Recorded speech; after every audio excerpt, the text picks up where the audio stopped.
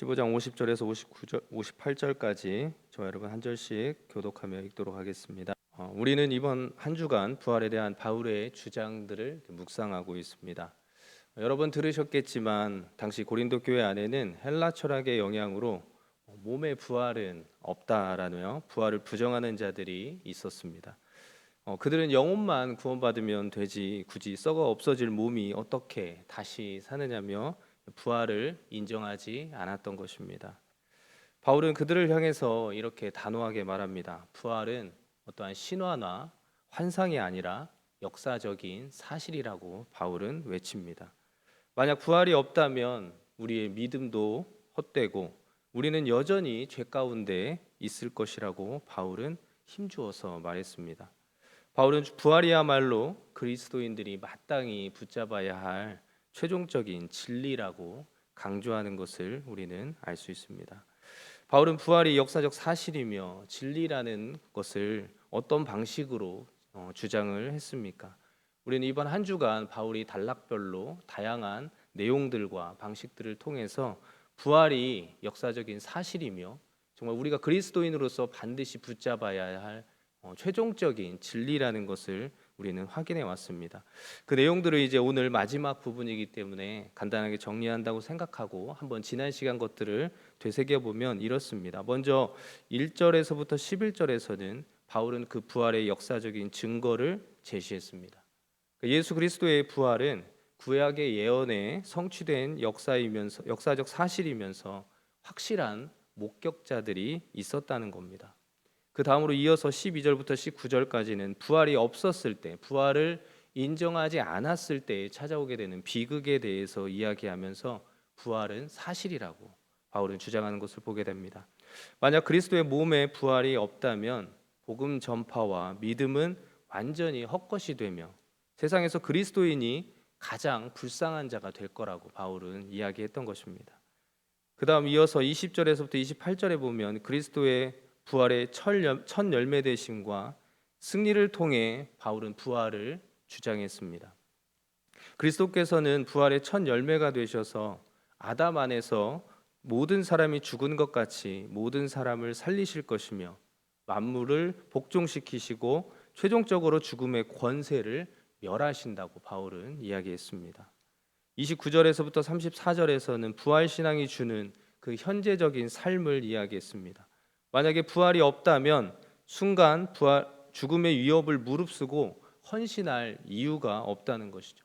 바울은 복음 전파를 위해서 수많은 위험을 감수했고 자신을 죽이려고 하는 그들 앞에서도 그 믿음을 굽히지 않았던 것들을 보게 됩니다.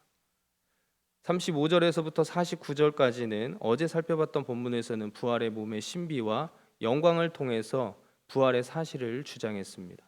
씨앗이 죽어서 아름다운 형체로 자라는 것처럼 인간의 썩고 약한 육체도 신령하고 영광스러운 몸으로 변화된다는 것입니다. 그리고 우리가 이 땅의 형상을 벗고 하늘의 형상을 입게 될 것이라고 바울은 말했습니다. 그렇다면 이제 마지막으로 바울은 부활에 대해서 오늘 본문에서는 무엇을 여러분 선포하고 있습니까? 바로 마지막 부분에서 바울은 부활이 주는 궁극적인 승리와 그 부활의 신앙을 가진 자들이 그 삶에서 어떠한 삶을 살아가야 되는가 우리에게 가르쳐주고 있는 것입니다. 먼저 첫 번째 오늘 본문에서 첫 번째 단락을 보시면 50절에서부터 53절로 이렇게 끊어서 볼 수 있는데요. 바울은 그 부분에서 부활의 신비, 곧 썩을 육체에서 신령한 몸으로의 변화를 이야기합니다. 오늘 50절을 보시면 바울은 먼저 피와 살을 가진 유한한 몸으로는 하나님의 나라를 유업으로 받을 수 없다고 바울은 이야기합니다. 그리고 나서는 바로 마지막 나팔이 울릴 때, 곧 예수님이 재림하실 때, 다시 오실 그때에 순식간에 변화하는 일이 일어난다고 51절에서 이야기하고 있습니다. 그러면 바울이 말하는 이 변화는 여러분 어떤 변화일까요? 그것은 죽은 자들이 썩지 아니할 것으로 다시 살아나고 또 살아있는 사람들도 순식간에 다 변화한다는 것입니다. 그러니까 하나님 나라에서 영원히 살 수 있는 몸으로 완전히 새롭게 하나님께서 만들어 주신다는 것이죠. 우리는 살면서 크고 작은 질병으로 이렇게 고통을 받을 때가 있습니다. 노화와 육체의 한계로 우리는 시간이 지날수록 때로는 불편하고 힘겨운 일들을 겪게 되죠. 그러나 성경은 말합니다. 장차 완전하고 신령한 몸으로 변화될 그런 찬란한 소망이 있다고 성경은 우리에게 가르쳐 주고 있습니다.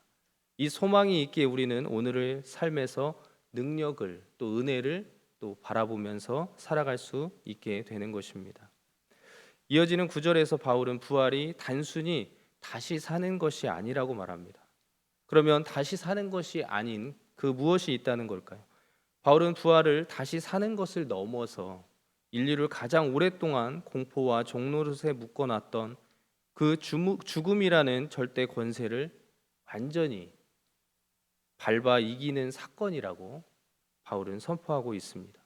그러니까 예수님의 이 부활은 우리를 인류를 죽음의 두려움 가운데 정말 몰아넣었던 그 죽음의 공포로부터 승리하는 이기는 그런 사건의 바로 부활 사건이라고 선포하고 있는 것입니다. 바울은 이 사실을 강조하기 위해서 선지자들 이사야와 호세아의 말씀을 인용합니다. 오늘 본문에 나와 있는 사망을 삼키고 이기리라는 말씀은 이사야 25장 8절에 있는 말씀입니다. 그리고 사망아 너의 승리가 어디 있느냐, 사망아 내가 쏘는 것이 어디 있느냐라는 말씀은 호세아 13장 14절 말씀을 인용한 것입니다. 그러니까 바울은 그리스도의 부활이 죽음을 짓밟고 승리했다는 것을 지금 선포하고 있는 것입니다. 사망은 그리스도의 부활 앞에 무력화되었다고 바울은 선언하고 있는 것입니다. 여러분, 죽음을 피할 수 있는 사람은 아무도 없죠. 그래서 그리스도 안에 있는 이 소망을 소유하지 못한 사람들에게는 이 죽음이 사망이 끝이자 이 현재에서 쾌락을 누리며 살아야 될 이유가 되는 것입니다. 그러나 그리스도인은 다릅니다. 그리스도인은 180도 다른 관점을 가지고 있습니다. 성도에게 있어서 죽음은 무엇입니까? 우리는 죽음을 무엇으로 알고 있습니까? 죽음은 끝이 아니라고 우리는 고백하고 있습니다. 그렇다면 죽음은 무엇일까요? 바로 죽음은 영생으로 가는 출입구라는 거죠. 영생으로 넘어가는 또 하나의 과정이고 문이 바로 죽음이라는 것입니다. 죽음에 대한 이런 관점을 우리 그리스도인들이 가질 수 있게 된 이유는 무엇 때문입니까? 그건 하나님께서 예수 그리스도를 통해서 죽음의 권세를 이기는 승리를 주셨기 때문인 것입니다. 그리스도가 사망의 권세 아래 있는 것이 아니라 죽음의 권세를 깨고 부활하셨기 때문에 우리는 죽음이 끝이라고 보지 않고 영생으로 이어주는 문이라고 우리는 볼 수 있다는 것입니다. 무엇보다도 죄와 사망의 법을 이기신 그 예수님의 권세가 우리의 권세가 되었기 때문에 우리는 죽음에 대한 세상과는 다른 관점을 가질 수 있게 되었다는 것입니다. 그러므로 예수 그리스도를 통해서 우리에게 이 승리를 주시는 하나님께 우리는 감사해야 하는 것입니다. 또한 최후 승리를 바라보며 흔들리지 않는 견고한 삶을 살아내야 되는 것입니다. 그래서 바울은 오늘 본문 57절에서 이렇게 고백하는 것입니다. 우리 주 예수 그리스도로 말미암아 우리에게 승리를 주시는 하나님께 감사한다라고 바울은 이렇게 고백을 하는 것입니다. 그래서 바울은 오늘 본문의 마지막을 권면으로 끝을 내고 있습니다. 그 권면의 내용은 무엇입니까? 부활을 믿는 자의 삶이 어때야 하는가를 가르쳐주고 있는 것이죠. 바울은 부활을 믿는 자는 막연한 미래를 기다리는 것이 아니라 치열하게 오늘을 살아내는 삶이어야 한다고 말하고 있는 것입니다. 오늘 본문 58절에서 바울은 부활 신앙을 가진 성도들에게 이렇게 말합니다. 견실하며 흔들리지 말고 항상 주의 일에 더욱 힘쓰는 자들이 되라. 이 세번역 성경은 이 부분을 이렇게 번역하고 있습니다. 굳게 서서 흔들리지 말고 주님의 일을 더욱 많이 하십시오. 어떠한 소리가 있더라도 그 소리에 혹하여서 흔들리지 말고 주님의 일을 더욱 많이 하려고 노력하라고 권면하고 있는 것입니다. 여러분, 우리는 왜 오늘을 치열하게 살아야 한다고 합니까? 그것은 부활이 확실하기 때문에 그렇습니다. 주 안에서 행하는 수고와 눈물이 결코 헛되지 않기 때문에 그렇습니다. 만약에 우리의 행위가 헛되다면 굳이 지금 그렇게까지 할 필요가 없다는 것이죠.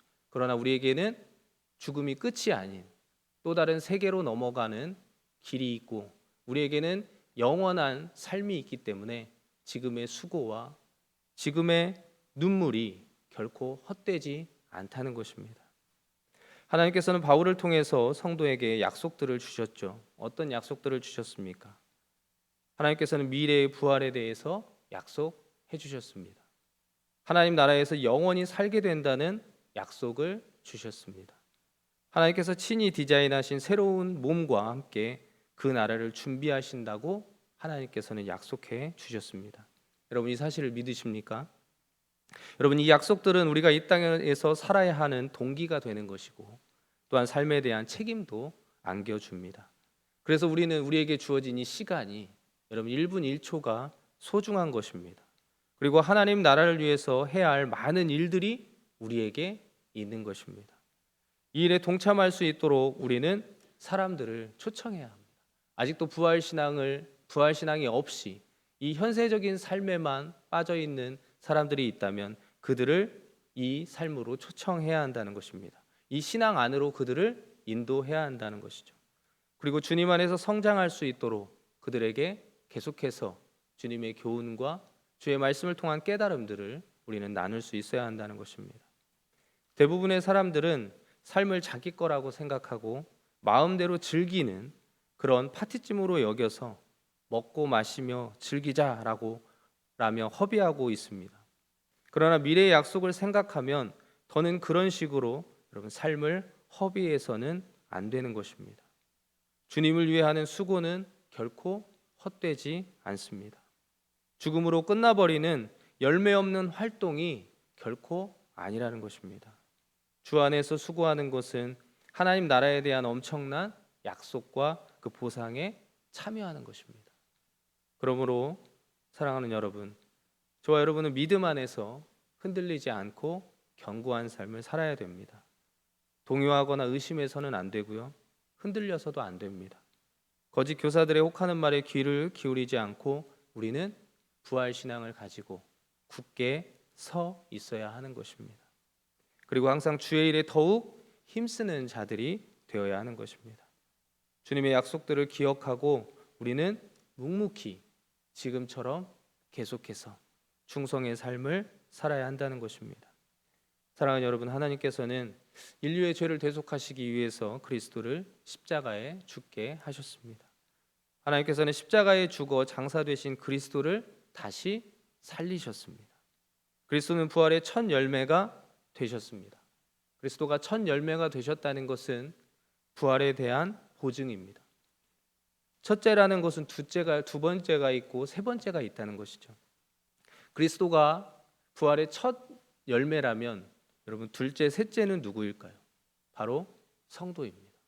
예수 그리스도의 죽으심과 다시 사심을 믿고 따르는 성도들이 바로 부활의 두 번째, 세 번째 열매가 되는 것입니다. 부디 이 부활에 대한 하나님의 약속들을 확신하며 누리며 살아가는 저와 여러분 되기를 간절히 소망합니다. 예수 그리스도의 이 부활 신앙이 그냥 부활 주일에만 듣는 그런 하나의 교리가 아니라 우리의 매일의 삶 속에서 이 부활의 권능과 이 능력을 날마다 누리고 그 은혜를 선포하며 살아가는 우리의 삶이 되기를 간절히 소망합니다. 여러분 환경은 우리를 흔들어 놓고 육체의 연약함은 우리를 날마다 낙심시킵니다. 그러나 우리는 이미 사망을 이기신 예수님의 손을 잡고 있습니다. 이 우리의 수고는 결코 헛되지 않습니다. 이 사실을 붙잡고 오늘도 흔들리지 않고 주님께 묵묵히 충성하는 우리 서부중앙교회와 귀한 주님의 성도들이 될 수 있기를 주님의 이름으로 간절히 소원합니다. 기도하겠습니다. 사랑의 주님, 오늘도 부활의 신앙이 무엇인지 바울의 외침을 통하여 우리에게 다시 한번 확인시켜 주시니 감사합니다. 이 땅에서의 삶이 때로는 우리의 처지가 우리를 흔들어 놓고 우리를 낙심시킬 때도 많이 있지만 이미 사망을 이기신 예수 그리스도의 그 부활 앞에서 우리에게 영원한 삶이 있고 영생이 있음을 다시 한번 확신하며 나아가는 우리가 되게 도와주옵소서. 결코 흔들리지 않고 요동하지 않고 의심하지 않고 오직 주님의 그 나라에 대한 소망과 부활의 은혜를 붙잡고 능력을 붙잡고 살아가는 우리가 될 수 있도록 도와주옵소서. 정말 흔들리지 않고 묵묵히 주님께 충성하는 우리 서부중앙교회와 주님의 사람들 될 수 있도록 인도하여 주옵소서. 오늘 또 주일입니다. 하나님, 오늘 주님의 몸된 교회에서 드려지는 모든 예배 가운데도 은혜로 함께하여 주시고 말씀을 선포하는 자나 말씀을 듣는 모든 자들에게 주님의 놀라운 역사가, 성령의 역사가 일어날 수 있도록 함께하여 주옵소서. 이 모든 말씀 예수님의 이름으로 간절히 기도합니다. 아멘.